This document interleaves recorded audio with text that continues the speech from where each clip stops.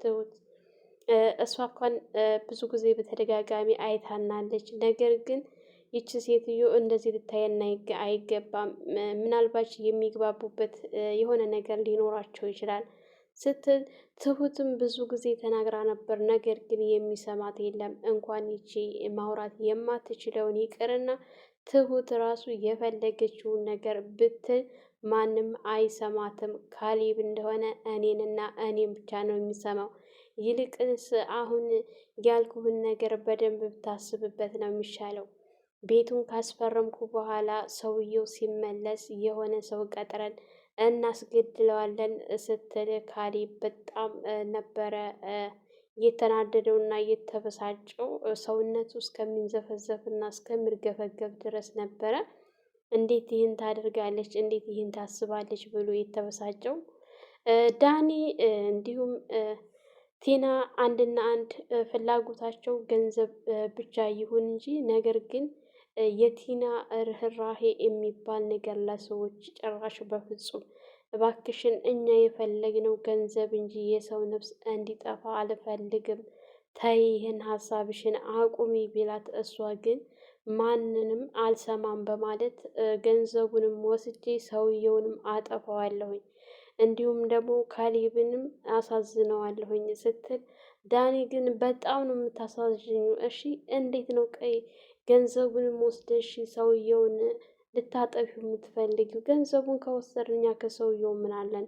እና እባክሽን ይህን ሀሳብሽን ቀይሪ እያለ ቢላትም እሷ ግን የኔ ፍቅር እኔ የምልህን ብቻ ስማኝ፣ እርግጠኛ ነኝ በእኔም በምልህ ብንሄድ ውጤታማ ነው የምንሆነው ስትለው ዳኒ ግን በጣም ተናዶና ተበሳጭቶ ቆይ ግን ምን ጉድ ነሽ? ምን አይነት ሰይጣን ነው የተላከፈሽ? ሰው ግደይ የሚል ሰይጣን ብቻ ነው አንቺን የተላከፈሽ? ጀመረሽ እንግዲህ ምን አለ አሁንስ ፈራውሽ እያለ በጣም ሲፈራና ሲጨነቅ እባክህን ተነሳ ብላ አንስታው እንግዲህ ከሴትይቱ ፊት ጎርደድ ጎርደድ እያለች ስትል ሳመኝ ስትለውም እባክሽን ሴትይቱ ማየት ትችላለች እና ይህ ነገር እሷ ፊት ማድረግ የለብንም በጭራሽ፣ ከፈለግሽም ወደ ክላስ እንግባ ሲላት እሷም ደስ ብሏት እሺ የኔ ፍቅር ያለችንን ጊዜ በአግባቡ እንጠቀማት እናጣጥማት ብላ ወደ ክላስ ስትገባ ካሌብ በጣም ነበር የተናደደው። ኪችን ሄዶ አባትየው መሳሪያውን አላቀም ብለው ቢሉትም በመጀመሪያ ይህንን ስራ ሲሰራ በደንብ አስጠንቅቀውት ነበር። እሱም ደግሞ አባዬ እኔ አንተንና ትሁትን አላምናችሁ እያልኩ በየጊዜው እየተጣላሁኝ ስለሆነ ይህንን ነገር እኔ በአይኔ በብረቴ ለማየትና ለመመልከት ነው እንጂ ምንም አልፈጥርም እና እባክህን አባዬ ብሎት ለምኖ ነበረ ይህን ስራ እየጀመረው። መጀመሪያም ላይ ካየ በኋላ አንድ ቀን እባክህን ይሄ ነገር ይቅር ብሎ እያለው ነበረ። ምክንያቱም ተናደክ የሆነ ነገር ታደርጋለህ ብሎ ቢለው አባዬ በጭራሽ እንዳታስብ፣ እኔ አንተ ምንም ነገር አላደርግም፣ የሆነ ነገር ካደረኩኝ እንደው ሰው አትለኝም ብሎ ነበር። ለአባቱ ቃል ገብቶ ነበር። ግን ወንድ ልጅ ስለሆነ ወንድነቱ ተፈታተነው ማለት ነው። እንዴት ነው ግን የሚጨንቀው ሴት መስሎ መኖር። ይሄ ሽቲ ለብሶ ቤት ውስጥ መቀመጥ በጣም ነው ያስጠላኝ። ሴት መሆን ከባድ ነው ምናምን እያለ ነበረ። አባትየውም እንግዲህ በጣም ሲስቁበት ነበረ። ቲና ሴትዮዋን በጣም ከፍ ዝቅ ያደረገቻት ትገኛለች። ነገር ግን የካሌብ አባት በጣም ተናደውና ተበሳጭተው ዛሬ በስጨት ብለው ቲናንም ሆነ ዳኒንም አናግረውት ነበረ። እነሱም ግን ያው ዳኒ ሁሌም ቢሆን ይጠራጠራል። ቲና ናት ምንም አትጠራጠረው። ሰውየው ሙሉ በሙሉ ማስታወስ አይችልም። ምንም አትፍራ፣ ሀሳብ አይግባህ እያለች ነው የምትገኘው። ግን ሰውየው ምን እያደረገ እንደሆነ ዳኒ በደንብ የገባው ይመስላል። አንቺ እንደዚህ እንደምትሰሪላቸው ሁሉ ምናልባት ይህ ሰውዬ እየሰራልን ይሆናል እና እባክሽን ሁሉንም ነገር በጥንቃቄ እናድርግ እያላት፣ እሷ ግን ሰውዬ ቁርሱን በልቶ ምሳውን የሚረሳ ሰውዬ እንዴት ይህን ሰውዬ ትጠራጠረዋለህ? ሴትይቱ ደግሞ አታስብ፣ ምንም መስማት እንዲሁም ማውራት የማትችል ስለሆነች ለእሷ አታስብ ብዙም አትጨነቅ እያለችው ትገኛለች። ክችን ካልገባሽ ብላ ከትሁት ጋር ግብ በተያያዙበት ሰዓት የካሌብ አባት ሁሉንም ነገር ሰምተው ስለነበሩ እንዴት ይህን ታደርጊያለሽ? እንዴት ይህን ትሰሪያለሽ? እንግዳ እኮ ናት። ምን ያዘችብሽ? መስማት ስለማትችል ነው? ማውራት ስለማትችል ነው እንደዚህ የምታደርጊያት?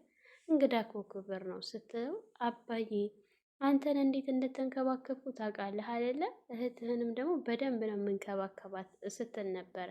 ቆይ እኛ ያንቺን ወንድም በደንብ አልተንከባከብነውም? ለምንድን ነው የኔን እህት በደንብ የማትንከባከቢው የልጄ ሚስት እያለ ሲላትም እሷ ግን ይቅርታ በማለት ነገሮችን ዘግታው ነበረ።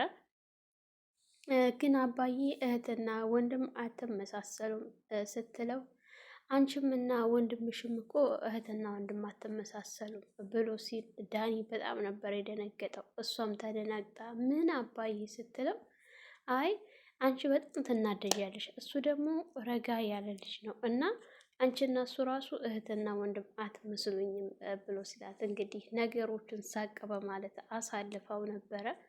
ቢሆንም ግን አባትና ልጅ እነሱ በወጡላቸው ሰዓት እየተገናኙ ማውራታቸውን እንደቀጠሉ ናቸው።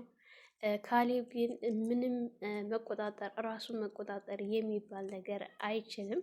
የሆነ ነገር ሲሰማ ዘሎ ወደ ትሁት ጋር እየሄደ ንዴቱን፣ ብስጭቱን እንግዲህ ትሁት ክቶችን እየገባ ትሁት ግራ እስከምትጋባ ድረስ ምን ሆነህ ነው እያለች ብትለውም እንዴት ነው ግን ይህን ሁሉ እየቻላችሁት? እንዴት ልትችሉት? እንዴት እያለ ሲል ነበር።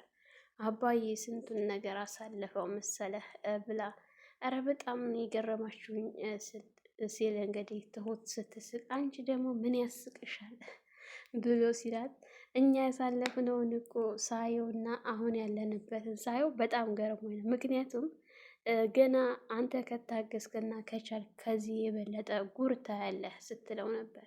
ከዚህም በላይ እንደ እኛ ስንት ነገር አሳልፈናል፣ ግን አንተ ስንነግርህ በተደጋጋሚ ወሬውን ትሰማለህ እንጂ በተደጋጋሚ ቲናን ነው የምታምነው፣ እኛን አታምነንም። ምን እናድርግ?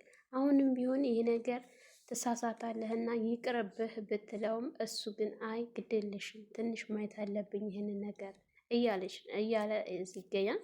አባቱም እንግዲህ ልጄ ራስህን የሆነ ቦታ እንዳትከት ተረጋጋ፣ ሁሉንም ረጋ ባለ መንገድ እንድታስኬደው፣ እንዳትበሳጭ፣ እስር ቤት እንድትገባብኝ አልፈልግም እያለው ሲመካከሩ ነበር። እንግዲህ ዳኒ ማንም በሌለበት ሰዓት አባዬ ስራ ልጀምር ነበረ፣ ነገር ግን እስኪ ብር አበድረኝ ብሎት ነበረ። ምን ያክል ብር ፈለግ ሲለው 4 ሚሊዮን። 4 ሚሊዮን? አዎ በቃ ካሌብን አናግሬ እሰጥሃለሁ ሲል አይ ካሌብም ሆነ እንዲሁም ቲና ማንም ሰው መስማት የለበትም እና ለነሱ እንዳትናገር እያለ ነበረ። ለምን ልጅ ሲለው እኔ ለ1 ወር ብቻ ስለሆነ እየጠየቁ ከ1 ወር በኋላ አመስግኜ ስትሰጥህ ያኔ ነው መስማት ያለባቸው እንጂ አሁን በጭራሽ እንዳይሰሙ አባዬ ሚስጥር ነው ብሎት አባትየውም እሺ ልጄ አስብበታለሁኝ ብሎ አመሰግናለሁ ሲል ምን ታመሰግነኛለህ አልሰጠሁ ሲለው ዞሮ ሀሳቤን ስለተረዳኸኝ አባዬ አመሰግናለሁኝ ብሎት ነበር የተነሳው። ልክ እሱ ይህንን ብሎ በወጣ ሰዓት ትሁት ወደ ኪችን የሆነችላት ጊዜ ቲና እሷ ለመኖሩን አይታ አባዬ ግን እንደ ልጅህ አታየኝም? ለምንድን ነው አንተ እንደ ልጅህ አይተህ ቤቱን በስሜ የማታደርግልኝ ስትል ነበረ። መቼ ነው የምትፈልጊው ሲላት ነገ ብላ ነበር። በቃ ነገ ሄደን እፈርምልሻለሁኝ ችግር የለውም ለቀላሉ አታስቢ ብሏል። በጣም ተደስታ ነበረ እሷ ይሄን ነገር። እንግዲህ ካሌብም እየወሰለተብኝ ነው ሮም ሲገቡ ታይተው ቪዲዮ ተልኮልኛል ብላ ስትል የካሌብ አባት በጣም ነበር የሳቁት ከልባቸው ማለት ነው። ውሸትም ልክ አለው። የእሷ ውሸት ደግሞ በጣም ታቅም በላይ ሲሆንባቸው በጣም ነበር የሳቁት። የት አለ ቪዲዮ እስኪ ያሳየኝ፣ እኔ ልጅን በደንብ ነው የማውቀው። በዛ ላይ ደግሞ ስራው ኃይለኛ ነው፣ እንኳን እንደዚህ አይነት ነገር ሊያስደርገው ይቀርና ብለው ሲሏት አይ አሁን ጠፍቶብኛል በቃ ይቀር በማለት ነበረ በህፍረት ተንስታ ወደ ክላስ የገባችው።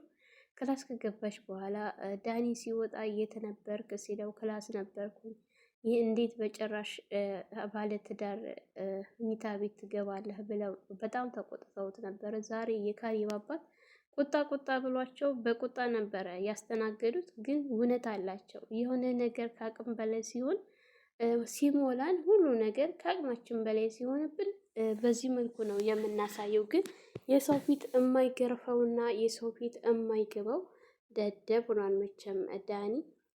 የመጨረሻውን ያሳምርለት። ከዚህ ቤት አልላቀቅም ብሏል። በሞት እንዳይላቀቅ ብቻ ካሌብ ተሳስቶ የሆነ ነገር እንዳያደርገው።